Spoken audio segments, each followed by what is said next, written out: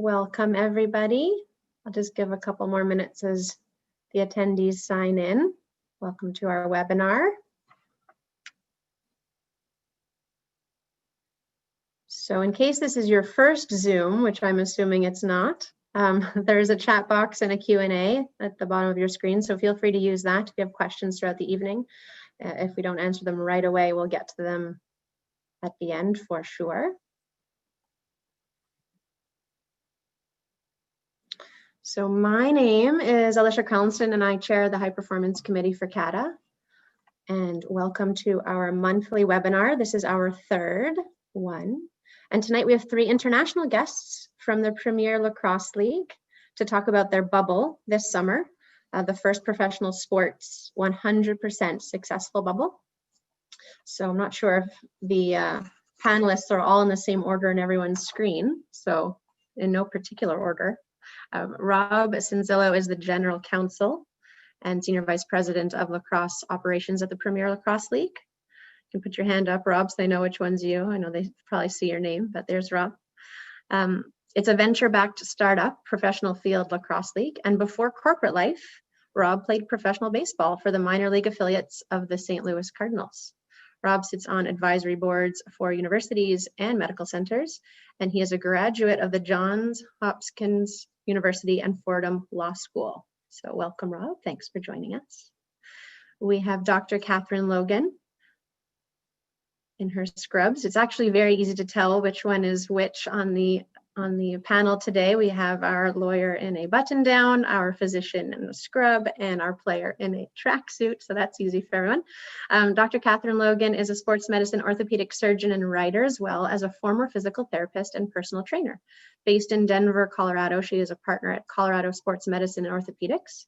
Dr. Logan is the head league physician for Premier Lacrosse League and also travels internationally as a team physician for the U.S. ski and snowboard teams. Dr. Logan completed her orthopedic surgery residency at the Harvard Combined Orthopedic Residency Program in Boston. And during her time at Harvard, she was also editor-in-chief of the Orthopedic Journal of Harvard Medical School. Following residency, Dr. Logan completed her fellowship training at the Steadman Philippon Research Institute, the Steadman Clinic in Vail, Colorado. Welcome, Catherine. And we have Tom Schreiber joining us. Is a professional lacrosse player for the Archers of the Premier Lacrosse League and the Toronto Rock of the National Lacrosse League.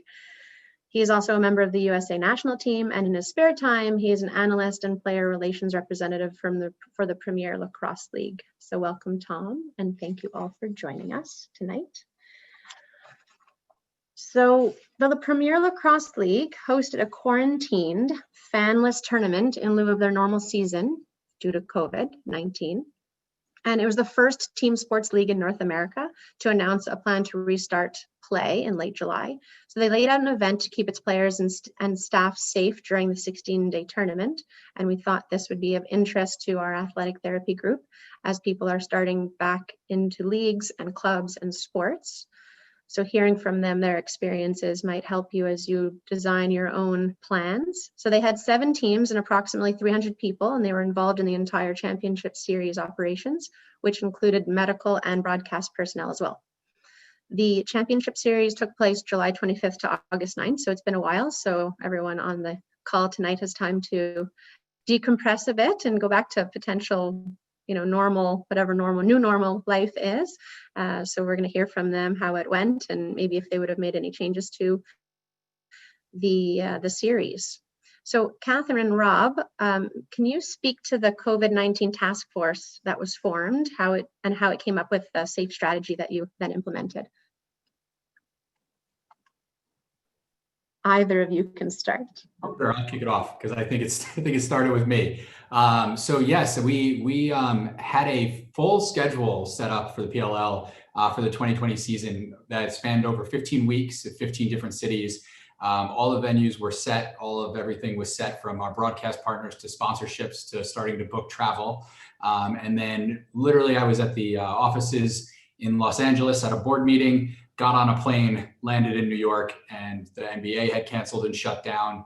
And it was time for us to start making decisions. So we got together as a group, as our executive team at the end of March, said, okay, it looks like we're probably not going to be have fans.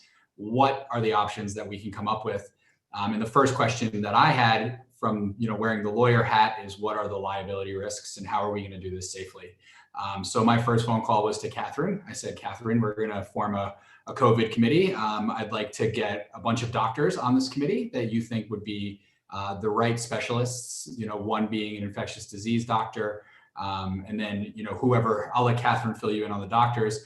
And I told her, we're going to also have one of our investors who's in the healthcare space to help us with the tests and which ones are reliable and which ones are not, and a couple of PLL executives. So we actually had myself, our COO, Andrew Sinnenberg, and our head of PLL Academy, Rachel DeCecco, who has a healthcare background before lacrosse. So we brought in 3 executives, 1 healthcare investor, and then 4 doctors. One is Catherine and 3 others. And perhaps I'll pass to you, Catherine, to talk on the doctors, and I can kind of fill in afterwards. Sure. So when we were looking at what kind of physicians that we wanted to bring aboard, we just wanted to have expertise in different areas so that we could fill out different needs. So by training, I'm an orthopedic surgeon, so I have a good understanding of the musculoskeletal side, as well as with the PT background. I was really focused on how do we make sure we reduce their injury risk while they're in the bubble. Plus, I'd already been with the players the summer prior, so I had a good understanding of what their needs are, what their concerns are, what their behaviors are going to be. And we rounded that out with, most importantly, really is we had Dr. Sandy Nelson from Mass General in Boston, who is a leading infectious disease expert. She was extremely important for us for just the data was always changing, and she was really on top of all the infectious disease data. And then our team was rounded out by Dave Coopersmith, who is at the Stedman Clinic. He, similar to me, works with the US ski and snowboard team, was very involved in COVID testing for them, and in sort of parallel trying to figure out their planning, and helped us connect with some good labs. And then lastly, we had Dr. Jennifer Nepper, who is really on the emergency medicine urgent care side. So, all those 4 together really just made a very comprehensive team with different perspectives. So make sure we're not leaving anything out. So then the committee was tasked initially with trying to figure out where the best location would be to host the event. From there, we went on, once we had an understanding of the venue, which I'm sure you'll dive deeper into here, to the different considerations that we had to make in terms of cleaning, in terms of separating our athletes from each other, from the different groups of people that were there. I think one of the unique things that we did that was different from most other sports is we kept every single person that was in our bubble, meaning the TV broadcast talent, to the people running the cameras, to our medical team, to our equipment team, to our athletes. They were all there in the bubble the entire time. Those familiar with the NBA, which is also a very successful bubble, they did have people going in and out. They had a lot more money and a lot more resources to be able to test those people and make sure they were doing all of that safely. But we kept everybody in our little pod. So we had a lot of things to think about, a lot of people to take care of for a little over 3 weeks.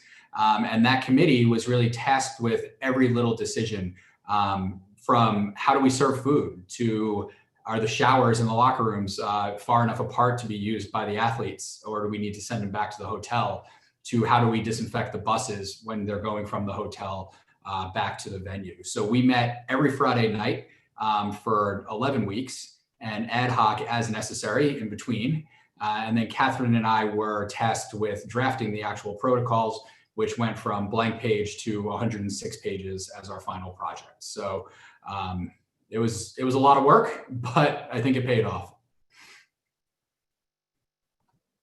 Yeah, great. Thank you.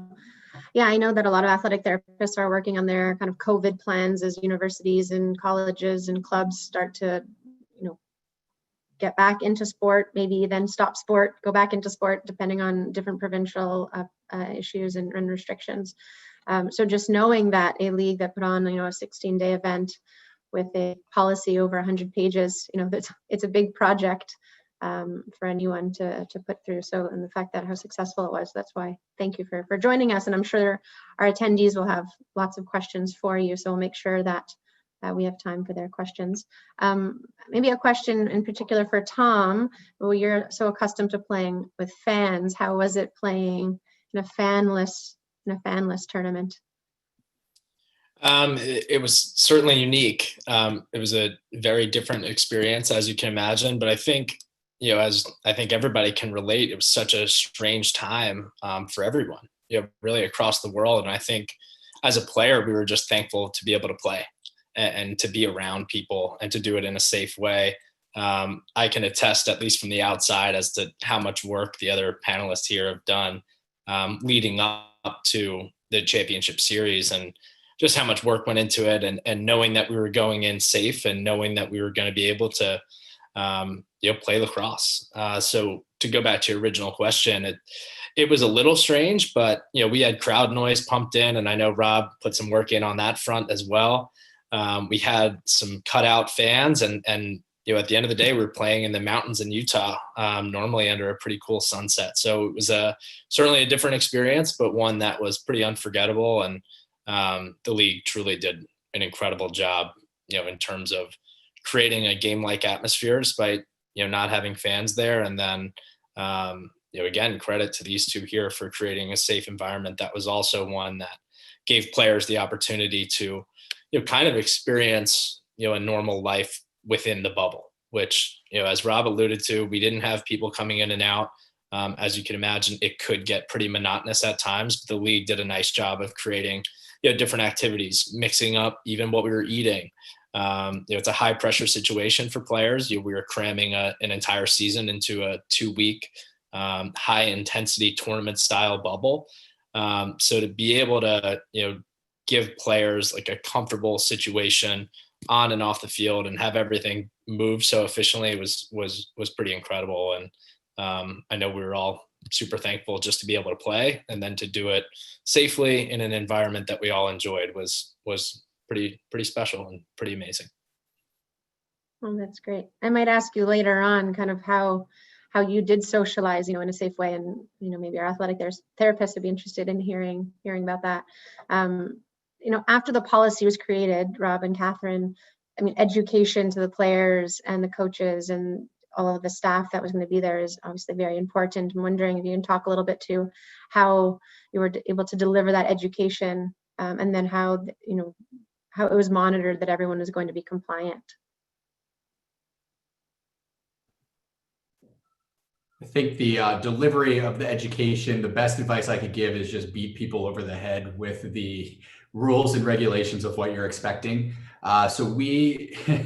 I gave the same speech probably 30 different times to different groups. Each group needed to hear it. We had town halls where every group was on, so we could give broad overviews without questions. We had them broken into smaller groups, which were the teams or the talent or our media team, et cetera, where we would give the same presentation again, but open it up to questions that were more specific to that team, because everybody does have different concerns and different thoughts and different things that are going through their head. But we put everything in writing. We put everything in writing multiple different ways, from PowerPoint presentations to emails.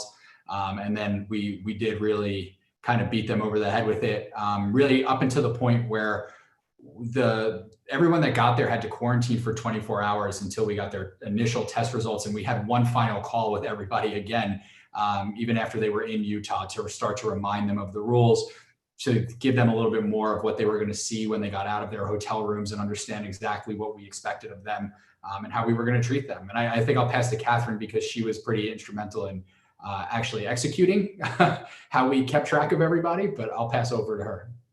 Sure.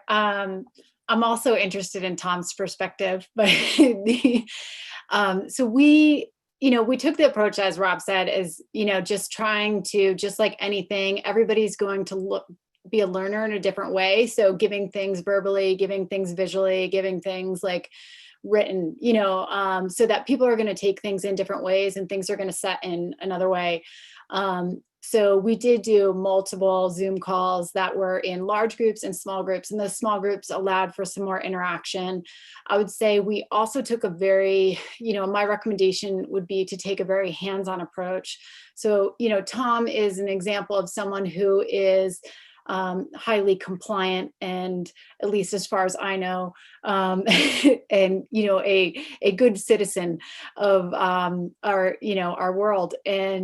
But some people are more younger and maybe going to take some more risks. And we did take very hands-on approaches. I'm not afraid to, if I'm looking on Instagram and see a player doing something maybe that's a little questionable leading up to the bubble, I'm not afraid to give them a call and, let them know I see them, and just offer, what other help and availability that I can provide. So I think that's also a really important thing to take on as an AT, just understanding that you really have to be available for questions, because what you might think is straightforward and that they understand, perhaps they don't, or they have a question about a family member, they're afraid to ask, they're afraid to get in trouble.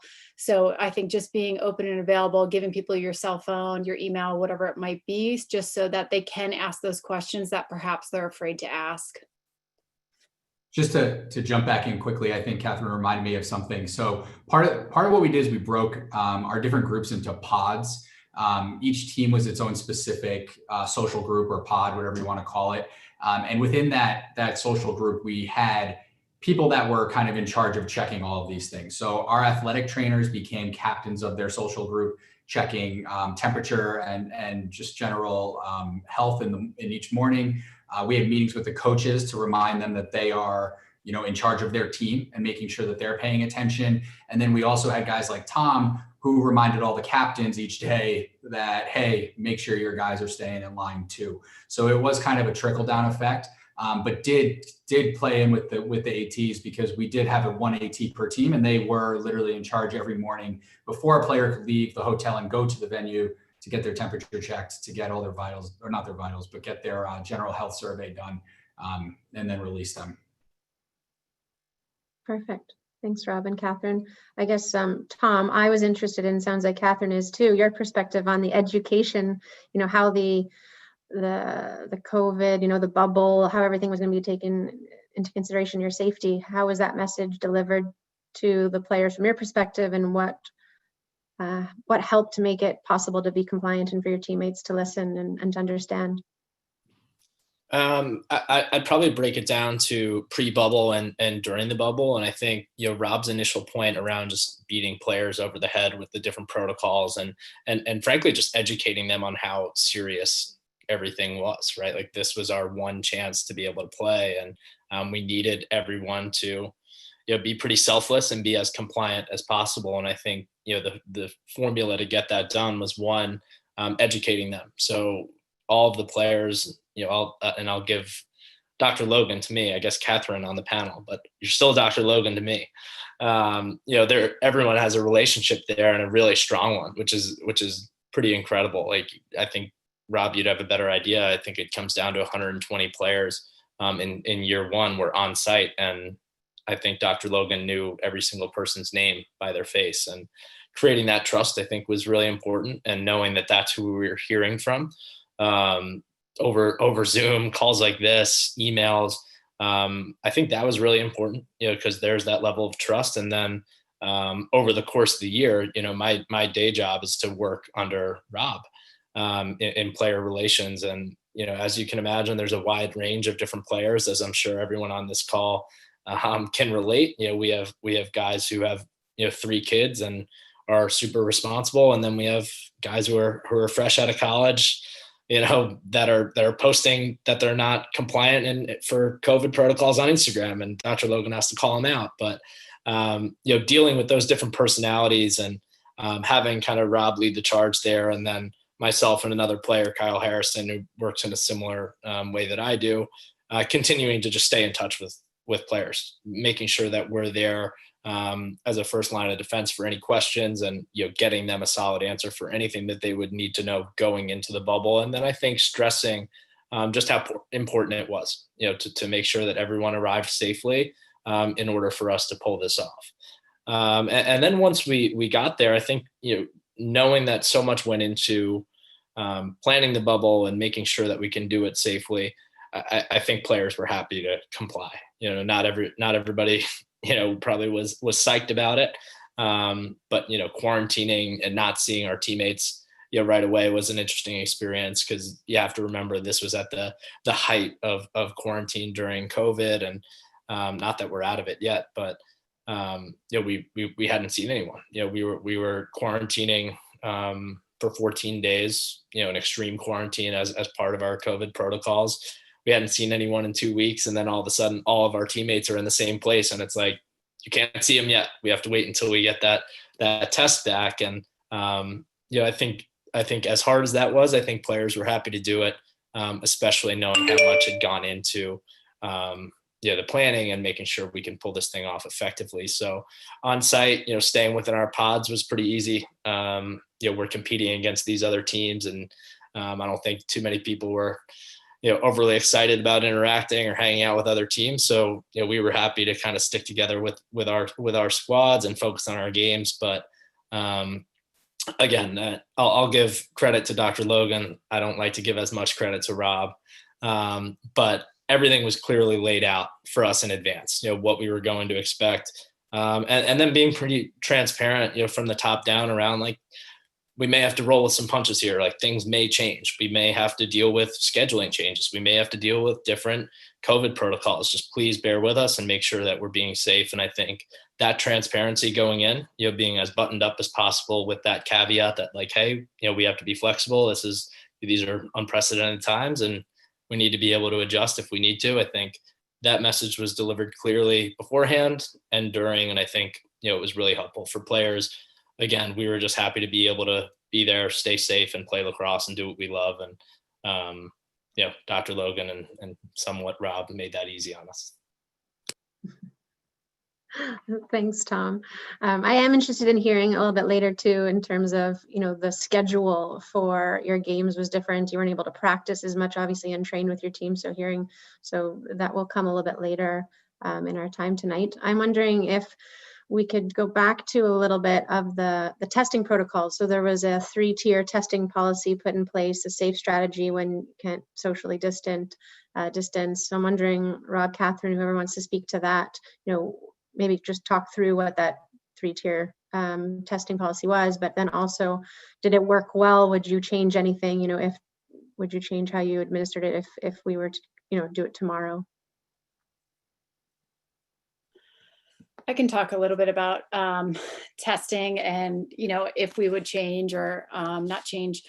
And I'll have Rob talk a little bit about, because I think that part best, about the logistical, kind of process of partnering with a lab, because that really, in the end, has been, one of the most important aspects of why I think we were successful, is having a good lab that we partnered with.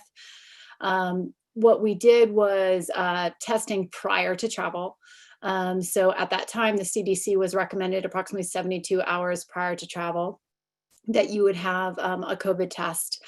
So when we performed those tests, we got pretty immediate results. But you can imagine our challenges, guys are all over the country and Canada. So we had to facilitate getting those tests to them, which was largely Rob, and he had a couple folks helping him, but he was really in charge of that process. And you can just, kind of visualize what a logistical nightmare that could have been. And it worked extremely well. And then, they basically were not allowed to go onto the plane unless they got a negative test prior.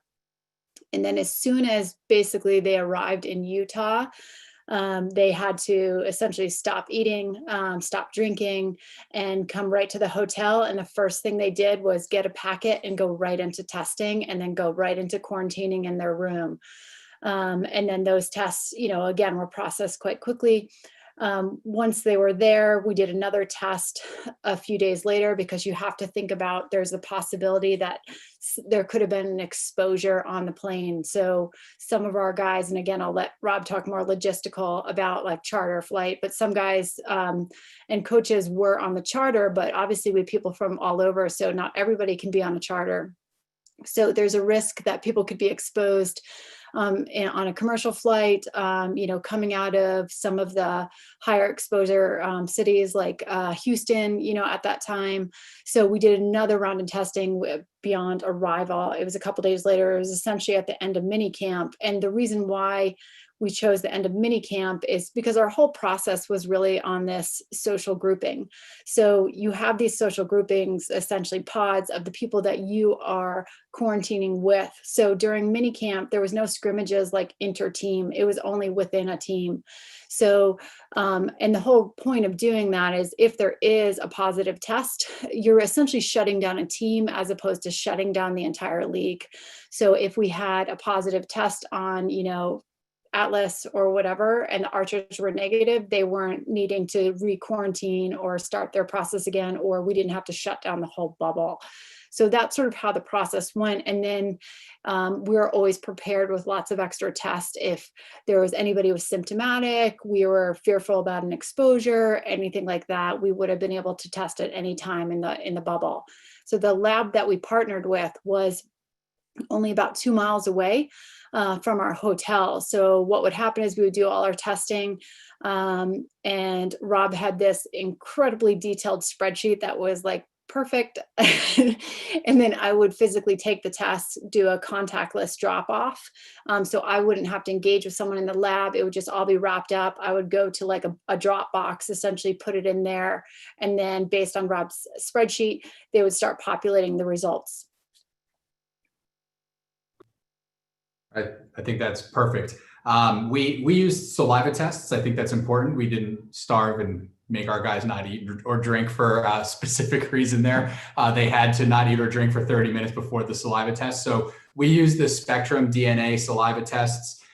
They're currently being run on 2 different machines in the US. One's at Rutgers and one happened to be in Salt Lake City, which is where we hosted our event. So we did not pick Salt Lake City specifically because the lab was there, but I don't know how we would have been able to be as efficient with our tests if we had not picked that city. So it really worked out really great. The lab that we used is the Sports Medicine SMR Research Testing Laboratory, I think it's called. SMRTL is the acronym. If you type in that and lab, it'll pop up. They do tests for the NFL, for Major League Baseball, UFC. So they were very familiar with this. They were thankfully running 24/7. They actually were not running 24/7 when we first contracted with them. And between April, which was our first contact, and July, they did become 24/7 once they got the Major League Baseball account, which was perfect because we were able to test any day of the week. We did run a few ad hoc tests in the interim besides those 3 tests, but I do think Catherine gave you a pretty good summation of our cadence, right? It was basically test them before they travel, test them when they get there, test them before they interact with anybody, get them in safely and get them out safely. That was basically our goal. We did offer an exit test. Not many people chose to take it. I think we only had about 15 of the 300 people take an exit test before they left, but that option was there. I do want to answer the second part of that question too. I think one learning that we would change right now, the way that the CDC guidance is written is that if you are test positive, 10 days following that positive test, you are not considered contagious anymore. And so what we would probably have done is tested rather than 72 hours prior to travel, tested maybe 14 days out of travel so that we would know that even if we got a positive test result from certain people, they might be past that 10-day period where they are contagious. And we would potentially have been able to bring them in to the bubble. From my seat, I'm not personally that upset that we didn't do it, but that is an option that we did learn about. That guidance actually was updated, I think, 2 days before we actually traveled. So that's how quickly things were moving at that point in time. But I do know it is the same guidance now. So that would essentially prevent a false positive from showing up, or would technically, I guess, Catherine, you can correct me, be a positive, but it wouldn't be somebody that's contagious and therefore could have been part of the bubble. Yeah, I agree. It literally, we had an emergency sort of meeting to understand those guidelines as they came out. They did come out on the Thursday and the athletes were all arriving Sunday. So that would be, it's still a positive test. It's a true positive, but they're no longer shedding virus. So I would not have been afraid to bring one of those gentlemen into the bubble had I known, like, we could definitely say that test was old.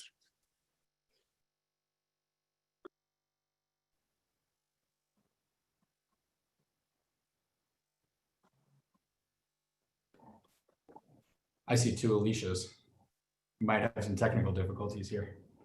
I am back. There she is. Did that just end it for everyone mid Rob's conversation? I hope not. Heard it all, so I'm not sure. Okay, perfect. Okay, good, good. Thanks, Rob. My computer froze. So it looks like everyone's still here, and you're still here, and you can hear me, so that's good. Okay. So I'm wondering, thanks, Catherine and Rob. If I'm not cutting you off, Rob, I was going to ask Tom how he found the testing. Do you find it affected performance at all? And also, you know, how many tests did you have to go through? So I believe it was 3 in all. So prior to when we first got there, and then the exit test as well. So I don't think it affected performance at all. It was spaced out enough prior to our games where it wouldn't have, but it was also, it was super turnkey. We just couldn't eat 30 minutes before, which we had a couple issues where guys certainly did, myself included, I hate to admit. But it really wasn't too taxing. It was super simple. I'd say, you know, more from like the player relations role that, you know, I work with Rob on, the pre-travel test, just the logistics that went into that, you know, tracking via, you know, delivery services, whether or not these tests had arrived, whether or not players had delivered them to the right places, had they gotten them in on time. I'd say that was the biggest inconvenience, but we got through it. You know, I think we maybe had 1 or 2 scary, situations where guys maybe not put them in the right place or something like that. But it ended up working out fine. But in terms of performance and affecting, your preparation as an athlete, it was so easy to the point where it wasn't even a blip on the radar in terms of impacting your performance. That's great.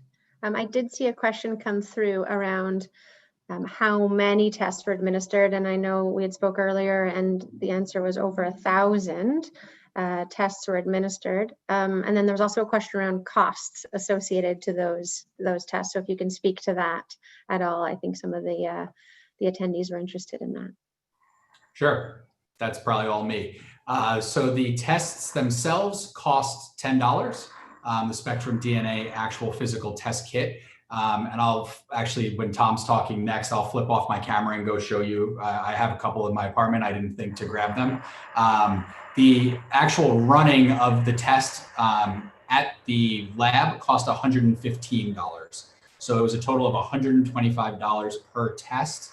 As Catherine noted, once we were there was no delivery. We just drove down the street and dropped them off. We spent a very significant amount of money on overnight FedEx charges and UPS charges to get them to our athletes and then back to the lab. So we invested total in our COVID protocols, probably upwards of $500,000 between testing and other things that we took into place. The tests specifically, though, on that question were $125 each. I don't think ours have gone down, but the rapid tests have become more prominent. So you could look into those a little bit too, and they're definitely cheaper.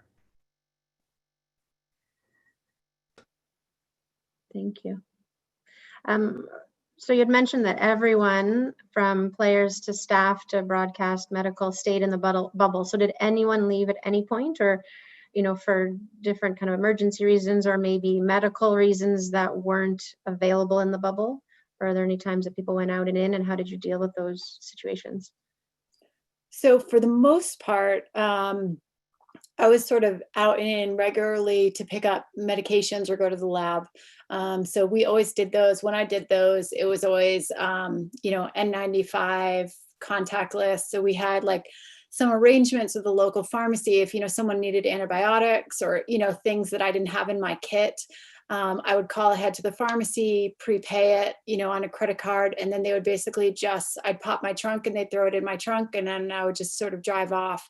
So there's sort of those kind of things where, technically I'm leaving the bubble, but I'm really not, as far as like the precautions that I'm taking. We made a lot of efforts to try and keep everything medical on site. So for example, one of the things we did was partner with a company called MicroC, and they do a handheld X-ray. So it's essentially, sort of a box unit that I'd put like on top of a treatment table. And then the handheld component is about the size of an iron. And I can shoot x-rays and of, most joints. The only thing that we did send off once for was for a chest x-ray. So I couldn't do a chest x-ray when I was worried about a sternal fracture once. But that was essentially the only time. And so the way we always did it was, so Dr. Jennifer Nepper, who was one of our committee and task members, she is thankfully an owner of a clinic called StatMD, which is an urgent care center. So we developed a system where they would essentially, I would call ahead, give all the athletes identifying information. They can essentially walk right in, and they would either do things video-based, or if they needed the imaging, again, it was like contact list. So they relied on me to do the physical exam part, and then I would relay that. And then they would literally go in, just get the chest x-ray and go right out back into the car with and we gave the athlete an N95. So, essentially as contactless as you can get. We also had 2 people that we did ask to leave the bubble. I'll give very broad strokes on that. One person found out that her husband had tested positive once she had gotten to the bubble. So we took an ultra conservative approach and asked her to leave even before we got test results. Luckily, we did test her twice, 24 hours apart, and she did come back negative. So that was good. We also had one person who was unwilling to take the test when he showed up on site, and was not a very nice person to deal with. So we just politely asked him to get back in his car and drive away. Yeah. We appreciate the candidacy and honesty, Rob, of sharing some of those types of stories. So we have some questions that have come in, so I'll ask them now. So based on your experience from previous seasons, did you see important decreases? Did you see any decreases in performance or increases in injury rates in the bubble? Maybe Tom can talk to in terms of playing games. There was another question before my computer crashed around, and if that person wants to type the question again, that would be great. But I remember reading it and it's saying, your games were closer together, in terms of strategies for recovery and things like that. So if Tom could speak to that, and as well as Catherine speaking to, were there any increases in injuries due to the nature of the series? So the nature of the injuries themselves were just quite different. So we took a lot of data from last season. So we had a really good idea of the epidemiology of, the injury patterns and what to expect. And that was sort of one of the reasons why we got the X-ray system that we did, is we always expect a lot of hand, wrist, forearm, contusions versus fractures, as well as the same thing, kind of in the metatarsals or Jones fractures, those types of things. So that's always on the lookout. But I would say, really what we were dealing with a lot more this season as opposed to last season was this sort of I don't want to call it a training error, because it's really not, it wasn't possible to train appropriately, but really things that are more, kind of hamstring, groin, calf, these kind of things, as well as cleat related. So it was just, they weren't able to wear in their cleats as they should or would normally. And then the same thing, it's like you can sort of try and work out your best in quarantine, but nothing is the same as far as conditioning when you're actually doing group play and sprinting and, doing more explosive type patterns. So really the injuries we were seeing were related to the inability to train properly, as well as sort of wearing their cleats on a normal pattern. I would add that there was a fair amount of notice going into the bubble as to what we would expect. So obviously it's a different set of training demands to play up to 7 games in 2 weeks, where you're used to playing 1 game per week over the course of the summer. And I think we had a few things going for us. We had the resources, from the league to, we had everything from training packets to kind of best practices, prior to the bubble, how you should train, what you should be aware of. And then, when we were on site, we had a ton of resources in terms of recovery gear. We had a lot of, we could hydrate as much as we possibly could. We had a ton of product on site that was very easy for us to do safely as well. So we just had a lot of great resources. We knew it would be a different set of demands. We knew, we'd have to come in shape. I think some players probably took advantage of the, league materials on how to do that. And some guys, kind of worked with their individual trainers as to how they would prepare for it. But I would say it was definitely more difficult. I think that was the initial question from my pal Q. I looked in the Q&A there. But I think recovery was big. I think, the athletic trainers and the few PTs and Dr. Logan, believe it or not, like in addition to overseeing this entire process, was also like stretching people out. I don't know when she slept or ate or did anything, but she was also taking care of us. I totally lost my PT skills. I still have a few. Yeah, I know. She was in high demand, but we had every resource we could think of, and I think guys took that recovery pretty seriously, and the hydration piece, and then an underrated part of this whole situation was having good food. I think that was huge for us as athletes. I don't think it's a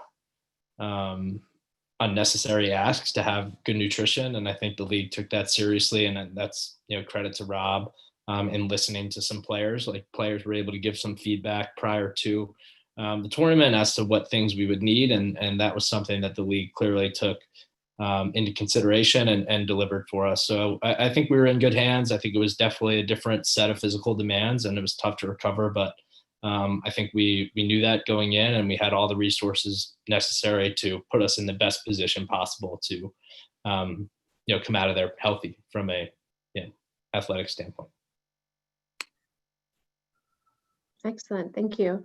Yeah, I think some other questions that have come in too around, the possibility of being deconditioned, but both of you speaking to that the league did provide resources for athletes to get ready for the tournament. So hopefully, like you said, Tom, some athletes might have listened to the prescribed recommendations and some didn't. So hopefully that there weren't too many issues related to like a 14-day quarantine, because people could still train on their own. I'm wondering around therapy, were there any modifications to how therapy was delivered? You talked about, Tom, some recovery strategies, if you wanted to speak to particular ones, were there ice baths available, Normatec, what kinds of things did you use and how were those made safe?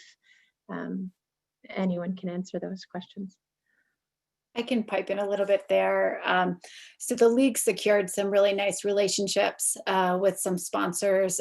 So one of the things we really wanted on the committee was the ability to say we need recovery room per like essentially social group, recovery equipment, and all that sort of. So we're always trying to think about like, what's going to cross-contaminate, where are we putting our players and our staff at risk. So Rob helped do some partnerships with, Normatec, Hyperice, all those sort of brands, so that we had, I don't even know what the final number is that we had as far as equipment, but there was sort of an embarrassing amount of riches as far as, having the Normatec equipment, the Theraguns,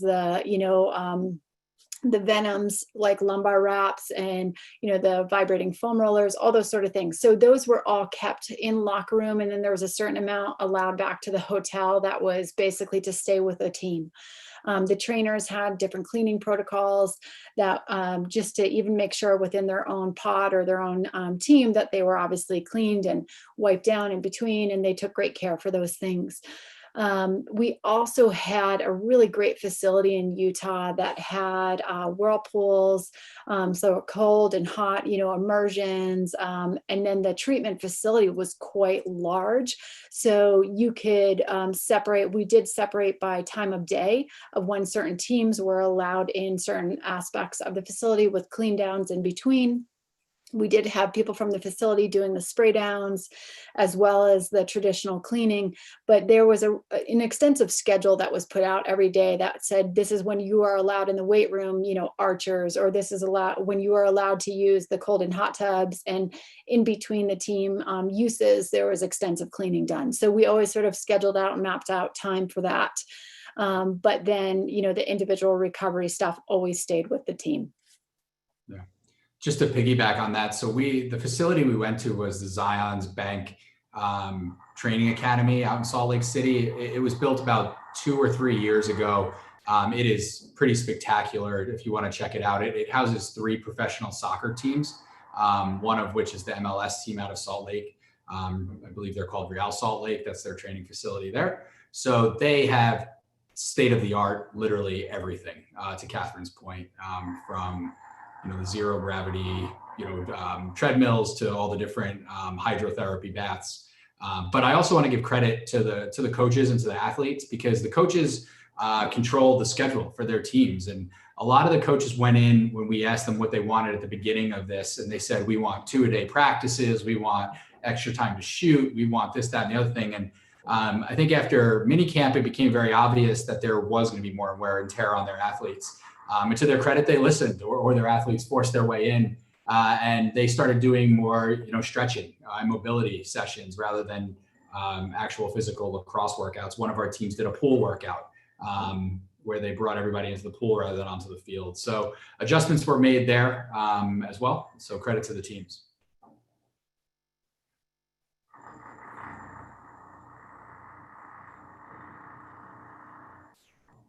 We have a question asking about how many games were missed due to injuries and what were the injuries, if you remember those offhand. There were 4, 2 for concussion protocol, 1 for hamstring, 1 for back.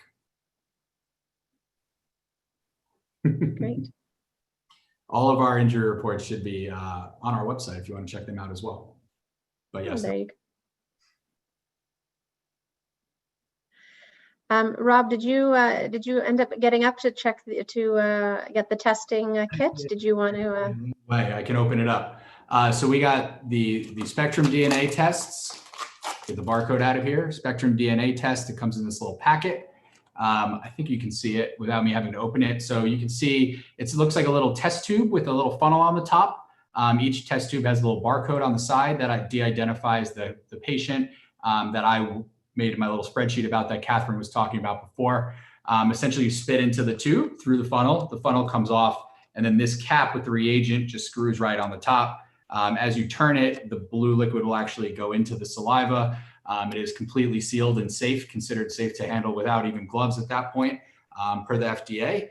And those would all go into a giant bag that Catherine would then take to the lab. So when we were doing the tests on site, we would have 296 tests in that bag, oftentimes more than that if we had people retake a sample if we thought it might be contaminated. But this is it. So it's about 10 minutes of spitting into a tube, which can be quite frustrating when you haven't eaten or drank for 30 minutes, but we got through it.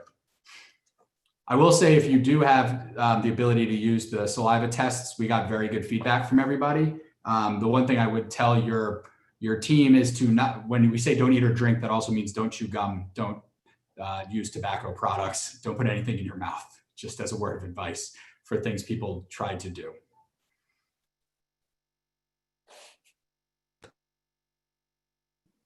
Thanks, Rob. One thing I was going to add, when Rob brought up the concussions, that was one thing that was really valuable is we partnered with a neurologist prior to leaving. And so that neurologist did telemedicine. So they were, this Dr. Kuchar, who's based in Utah, so he wasn't that far away, but we really didn't want to expose the athletes to anybody unnecessary, even in the case of, entering a brain health protocol for that athlete. So we were able to do everything over telemedicine. So that's like a helpful sort of partnership that you can generally find in your community and not have to have somebody on site. Great, thank you. The other questions here coming in, so I encourage you to ask some questions either in the chat or in the Q&A if you have any. A question came in around the fact that the teams didn't have to travel. Did this take away some of the fatigue and stress that would normally occur from travel between cities? So I guess that, Tom as a player, maybe you can jump in, and Catherine as a medical professional, you can also pipe in after Tom. Yeah, I think that's a great question. For those of you who don't know, we travel, in under typical circumstances. We'll fly in on a Friday and play on a Saturday and go back home on Sunday. So we don't practice all week. We don't train together, nothing like that. So I would say it was kind of nice. It felt, like kind of a quote unquote, true professional athlete experience. We spent, especially the first week. The first week was what we called mini camp, where we were practicing, having meetings. Sometimes we were in the weight room, different recovery sessions like Rob and Dr. Logan had mentioned, and really just spending a lot of time together. So to go back to that original question, yeah, I think not having to deal with that fatigue, hopping on an airplane, going right to practice, getting to bed late, and then, waking up and playing the next day, and kind of being able to relax. And, like Rob had mentioned, our coaches created our schedules. So, they were able to control, the wear and tear day to day and things like that. So, yeah, I mean, we're certainly fatigued from playing more games in less time. But the lack of travel and just being in one place and not being all over the place was something I think guys really enjoyed, especially that first week during minicamp. Yeah, I would echo, there was a very compressed schedule, but I do think there's a couple of things that were really nice when, the guys have a 9 to 5 Monday through Friday. So if they're rushing to get on a flight after a Sunday game, and we're still trying to tease out an injury that happened during that game or that weekend or something that's bothering, we're very rushed to do so. And we end up doing, I've definitely FaceTime Tom before during the week and, try and sort of look at, how they're doing and trying to evaluate. So that it creates a lot of challenges when we're always running around. So as much as the schedule is compressed, I definitely, as a physician, thought it was really nice to sort of have a captured audience that, I can kind of keep watching something. I can look at something during the day and then pop up, to their hotel room after dinner and reevaluate, see if it's getting better, see if it's worse, it's, being able to sort of contain in one space definitely had an advantage. Alicia, I'd love to jump in with just one thing to add here. This group. So this year was the first year that we had a dedicated AT per team. And it was a huge benefit to our athletes. So our ATCs typically would rotate between the teams. So, the Archers and Tom might show up and they would have somebody one week and a different person the next week. Even later that weekend, they might have a different person if they were playing 2 games. So here we assigned one person per team. I hope that's how most of the people on this call function, but I do want to give compliments and kudos to our athletic training staff who met with the coaches and the athletes just before we got there. They were mostly new. I think we had two returning and 5 fresh legs. Had to get up to speed with everything that was going on at the championship series, learn a new space, learn a new team. But really they were able to gain the trust of the athletes. The athletes were more communicative because of it. They were able to get better treatment because they were getting treatment from the same person each time. And, again, just to credit them for, being at the venue early, staying up in the hotel late to make sure all of our guys were taken care of. So huge part of the PLL team and the success of the championship series. Great, thank you. A couple more questions. I have one on, are there any helpful apps that you used for daily symptom checks? We were actually pretty lucky here. One of our sponsors is OutSystems, and they created an app for us. So it's not available to the public. It was pretty simple in the grand scheme of things. It was just an app that asked the 10 questions on the daily CDC survey, and then would populate back to our medical team to be able to analyze. So unfortunately, it's not a specific app I'm going to be able to share with any of you, but yes, we did use an app. I do recommend using an app for sure. And then another question is, it seems like you had a very large budget for helping to make the season a success. Based on your experience with this season, what would you have changed to help save some costs? Well, based on some of his comments today, we can cut Tom's salary in half probably. That'll help for sure. But from a COVID protocol perspective, I don't know if I would have changed much, to be honest with you. We were pretty lucky. We got our tests donated. We were able to allocate that capital other places. I think maybe we over-indexed on the amount of hand sanitizer and Clorox wipes we needed. But at the end of the day, it was one of those things where we're reusing it now for our academy events, which is our youth events. And honestly, when we sat down, we budgeted a bigger number. So we came in under budget, knowing that, the success of the bubble depends on creating a bubble and keeping that bubble an actual bubble. So there's not much I would have changed. I might have increased, added a test at the end of the day. So nothing from where I sit. Great. So we have a few more minutes. I'll let people, ask questions as they come in here. I have one. Based on your comments of a dedicated AT with the team, will you make changes for next season to encourage consistent contact and familiarity between the ATs, athletes, and coaches? Absolutely. That is 100% the plan. It was pretty much, we do a player satisfaction survey kind of at the end of the year. And I think besides the COVID protocols, the next highest response rate that we got was, please keep it one athletic trainer per team. It's something that we actually are, trying to think through the strategy on. Most of our athletic trainers work college. Colleges go back to school and usually play fall sports. We run into September. So it's one of the things we're trying to think through this off season and get strategic around. So if there's anybody on here that knows athletic trainers that are interested in doing this and have the ability to work from middle of May to the end of September, please give me a shout.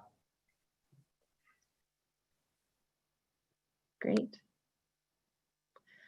There's some job opportunities there on that webinar. People didn't even probably think that was going to happen as they signed in this evening. Probably time for one or two more questions. From a player, medical, and organizational perspective, could this be repeated? And could it be done for a longer period of time?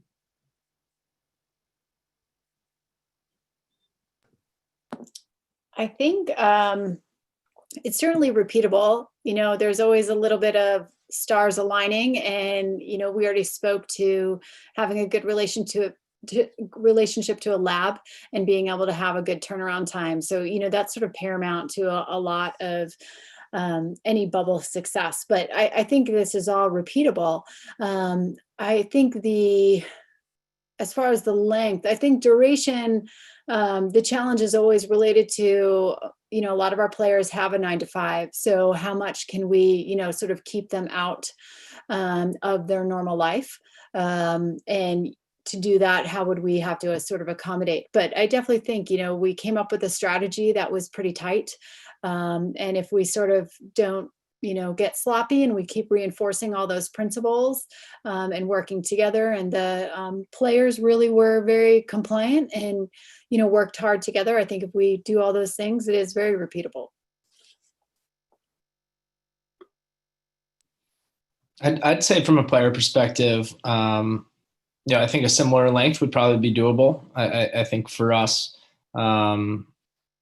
it's interesting. This will be year 3 upcoming. And a lot of our players in the PLL took a leap of faith to come over and be a part of a new league and invest time and energy in changing the game, and hopefully leading lacrosse into, a new era. So I think there was a ton of dedication and commitment from players. And I think that's something that they would be willing to do again if needed. I'd say, if it would probably be difficult to add much more time, but it's probably something we can repeat again, just because the dedication is there. And credit to the league again. Like I think schedule wise and resources wise, and granted this is in the middle of the pandemic when everybody was working from home, but I think those with other 9-to-5 jobs were able to pull it off pretty effectively, which was a huge advantage. And again, something that Rob deserves credit for kind of hearing from players prior to the tournament once this was announced to our players, and hearing what they needed, dedicated workspace, flexible scheduling, things like that. So from a job perspective, I think guys were able to pull it off.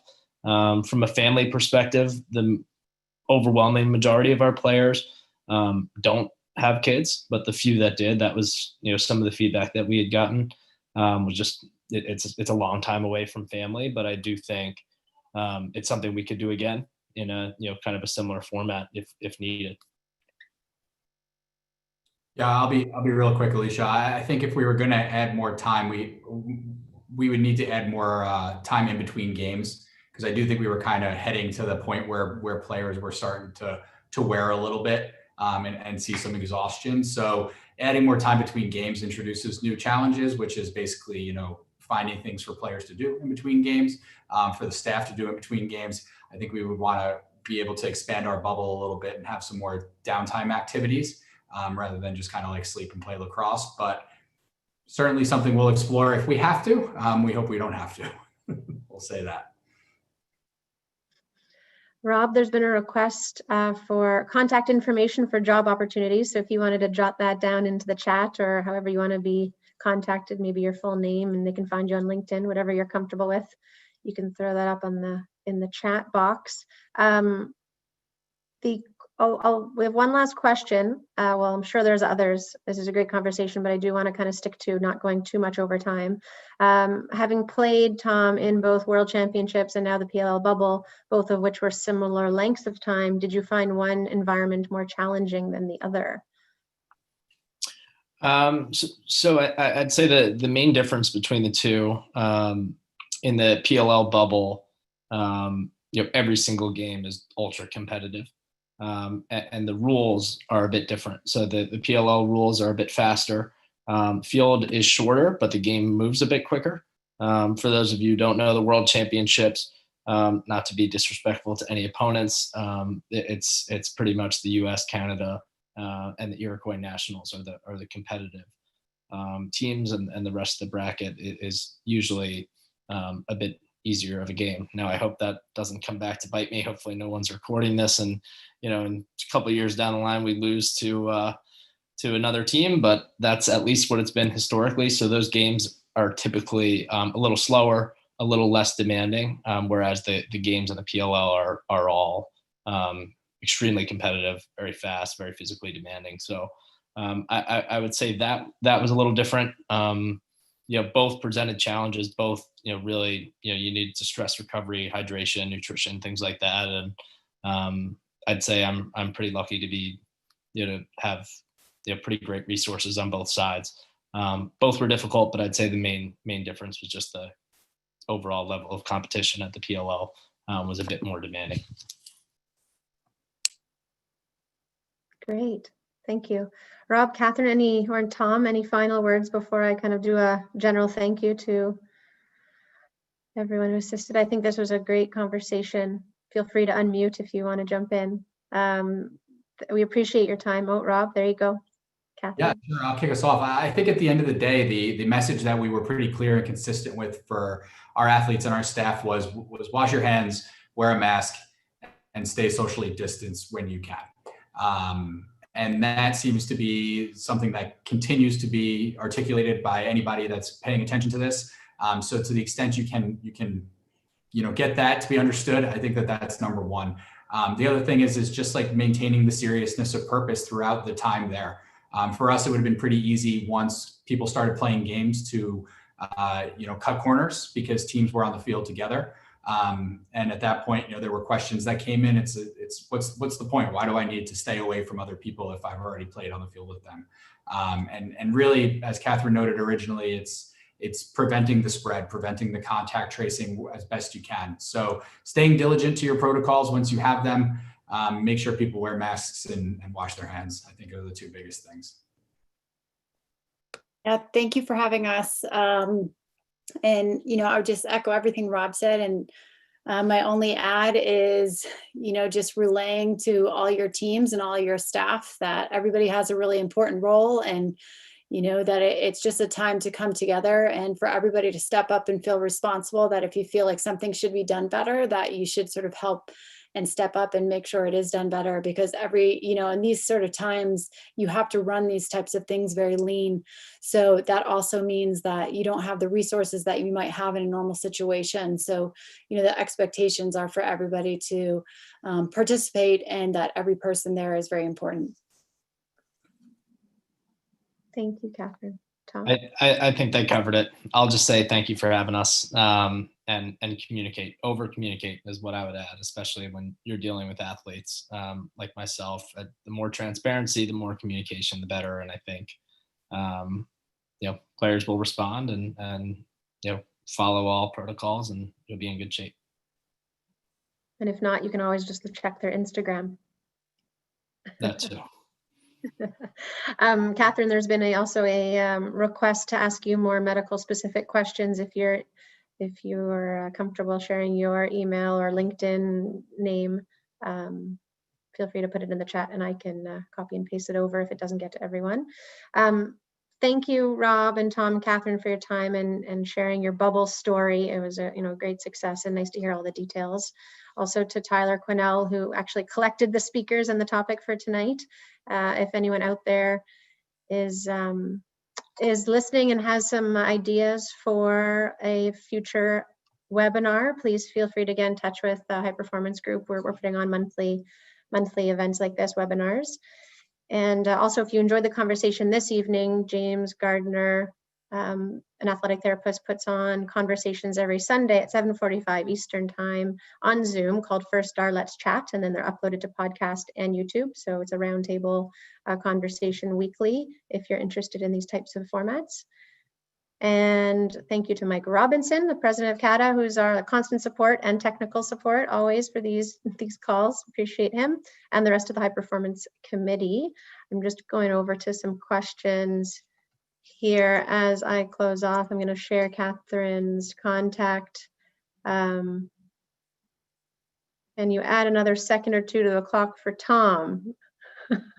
I'm not sure if there's a specific question there, but maybe that's an inside joke. That was written out in the chats. And the High Performance Committee is Nadine Smith and Ben Trenzo and John Boulay, and they're part of my group, which really appreciate their time. So wishing everyone a good evening, stay safe, and see you at our next webinar. Thank you, everyone. Good night.